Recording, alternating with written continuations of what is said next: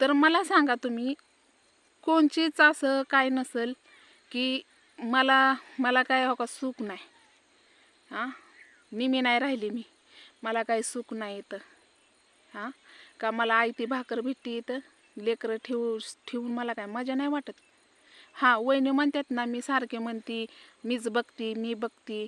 अरे तुम्ही पण बघताय, पण कसं असतं माहिती आहे का, बोट ज्याच्याकडे दाखवायचं त्याच्याकडे दाखवता तुम्ही.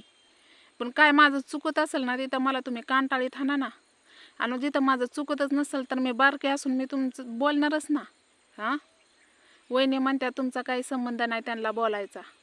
का नाही संबंध? मी लग्न केलं आहे त्याच्यासोबत, आणि तो का अजून जन्मल्यापासून त्याचा लेकराला बिस्किट पुडा माहीत नाही, किंवा लेकरांना कपडे नाही. आणि लेकरांना विचारलं ना तुला जायचं का बापाकडे, तर हे करतात, तेवढी तुझी लायकीसुद्धा नाही कुत्र्या. आणि मी बोलणार, कारण तुम्ही माझ्या पोरींचा अधिकार घेतला इसकून. मला नको काय तुमचं, मला काही नको. पण गेल्या बारचीनी पण विकली, तेव्हा पण मी बोलली, घरी येऊन बोलली. वहिनी म्हणतात घरी जाऊन बोलायचं, इथं बोलायचं नाही हेड्याव बनवून. कारण मला माहिती आहे ना ती हेड्याव बघतात माझे, मला माहिती आहे. मग का फोन करणार? माझं चुकतंय ना, मी खोटी आहे ना, मग मला का फोन केला नाही तुम्ही? करायचं ना मला फोन. हां, का मला काय पिसाळ कुत्रं चावले उगाचच बोलायला? मलाच फोन करते आणि मलाच शिव्या देते. मग कोण? मी इकडे कष्ट करून त्याची लेकरं जगवते आणि मलाच शिव्या देतं, मग मी गप बसणार का? हा बाबा दे शिव्या. आणि सासू म्हणणारी आहे ना, एक नंबरची नालायक बाई आहे, एक नंबरची नालायक बाई आहे. तिथं गेलं की तिचं एकच असतं टुपू, तू नांदत नाही तुला काय द्यायचं. अगं मला नकोच की, तुमच्या लेकराला तर द्या की. अगं तसं बी तो लेकराला काय दिलंच. वहिनी म्हणतात आम्हाला नव्हतं का, आमची तर सासू लाखातला एक बोलती, नाकातला केस जळायजोगं.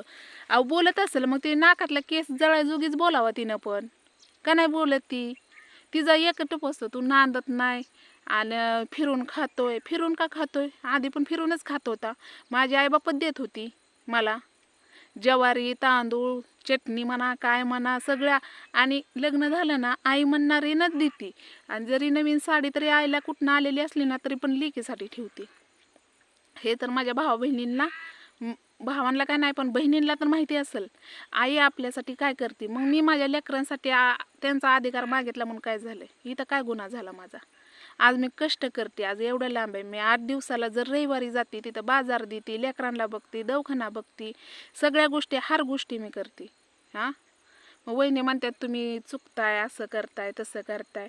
अरे चुकते म्हणजे मला पण भावना आहेत, मला पण मन आहे, मला पण वाटतं की मी बसावा घरी. हां, पण मी मला बसून नाही जमत, कारण पळीवर आम टिकून देत नाही.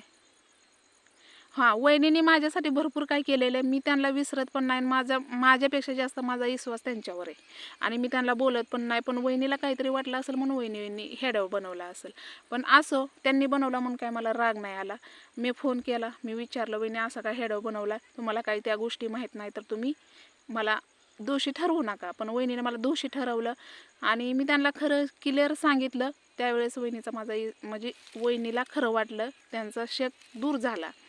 पण दूर झाला, पण कसं आहे माहिती आहे का, पहिल्यासारखं आता आम्ही नणंद भाऊजाई कमी आहे, पण मैत्रिणी जास्त होतो. पण त्यांचा विश्वास माझ्यावर पाहिजे होता, पण त्यांचा विश्वास लय होता माझ्यावर, पण कशाने ढळला मला माहीत नाही. एका चुकीमुळं माणूस चुकीवार ठरवायचं नसतं, पण काही गोष्टी दोन्ही साईडनं ऐकून घ्यायच्या असतात. आणि ह्या गोष्टी वहिनीला पण माहिती आहे की मी तिथं का बरं नांदत नाही. वहिनी म्हणतात तुम्हीच मला सांगत होता ज्ञानन, तुम्हीच असं केला. वहिनी तुम्हाला काही माहितीच नाही, कारण माझ्यासारखा जाच कुणी काढलेला नाही. आणि मी हून आईबापाचं तोडून मी गेलेली आहे तिकडं, स्वतः गाडी करून स्वतः पसारा नेऊन घरातलं विकायचा. पसारा मायाने दिला की त्याला मिक्सर विकला, कळशी विकली, 10 रुपये. मग त्या माणसापाशी कशाला आहे तर उद्या लेकरांना सुद्धा विकून ते 10 रुपयाला महाग पुढं बघायचं नाही. आणि त्या माणसापाशी राहून काय फायदा आहे? मला सुद्धा विकून येईल की ती, असला माणूस आहे ती. आणि ती मेला तरी त्याच्या मैतीवर जाण्याची सुद्धा त्याची लायकी नाही. तसं बी त्यांनी सोनं नाणं तर सगळं काढून घेतलेलंच आहे. आणि काय त्याचा माझा संबंध आहे? अरे पण तुझी लेकरं आहेत त्याला त्यासाठी तू येतोच का? काय लय लांब नाही, अर्ध्या तासात येतंय. लेकरांची मयाच तुला असती ना तर तू म्हणला असता ए तू काही जास्त बोलू नको, मी तू येत होतो बघायला, असं तू म्हणला असता फोन करून. पण तुझ्या घरची पण तुझ्यासारखेच आहेत. कसं आहे, आपलं आपलं जे आपलं ओळखतात, परकाचं ओळखतं असते ती माणसं, हे मला चांगलंच माहिती आहे. पण माझं तसं नाही, मी दोन्ही साईड चांगली बोलते, मी दोन्ही साईडनं बोलते, पण लोक मला दोषी ठरवतात. पण का मी आणि वहिनी काय म्हणतात, गव्हासंग सगळंच रगडता तुम्ही. नाही, मी ज्याला बोलते त्यालाच बोलते. फक्त मला एवढंच की जास्त असं नाव घेऊन बोलते मी, पण थोडंसं मला नारड्यापासनं तुम्हाला असं वाटत असेल, म्हणजे तुमचा गैरसमज होता असेल की मी असं तुम्हाला काहीच बोलत नाही. मी का म्हणून बोलू, का म्हणून मी तुम्हाला बोलू?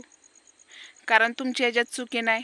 तुम्हाला जे वाटलं ते मला ज्ञान सारा सांगायसाठी मी तुम्ही हेडिओ बनवला असेल. मला त्यातल्या 4 गोष्टी चांगल्या कळाल्या की बाबा हा आपली चुकी झाली. पण मला असं वाटतं की माझी चुकी झालेली नाही. कारण त्यांनी अन्वी अपंग आहे, त्यांनी असा विचार करायला पाहिजे होता, ए तुला नाही देत धर बरं ही पैसे, नाही तर चल बरं आम्ही इथून कर बरं पुरीचा इलाज, असं म्हणत नाहीत ती. मग कोणच्या आणि मी माझ्या त्या लेकरासाठी किती धावपळ करते ना, माझ्या जीवाला माहिती आहे. कारण मला माझ्या अन्वीसाठी शेड तयार करायचं आहे. हां, आज माझ्या पुरीला गरम सैन होत नाही, तर कूलर बंद झालाय, तर त्यासाठी आता मला रविवारी जावं लागेल, ते कूलर घेऊन यावं लागेल. तिथनं फोन करू ती का त्या जेऊरमध्ये काय ती नीट करा ना, ती मला इकडे आणावं लागेल केमला. आज मी ह्या सगळ्या गोष्टी माझ्या लेकरांच्या मी पूर्ण करते. ह्याच्यात मी कुठं चुकती? बरं चुकत असेल ना तर मला तसं सांगा कमेंटमध्ये. कारण मी आज एवढ्या रान मळ्यात आली आणि कष्ट करून खाती आणि लेकरांना पण जगवते मी.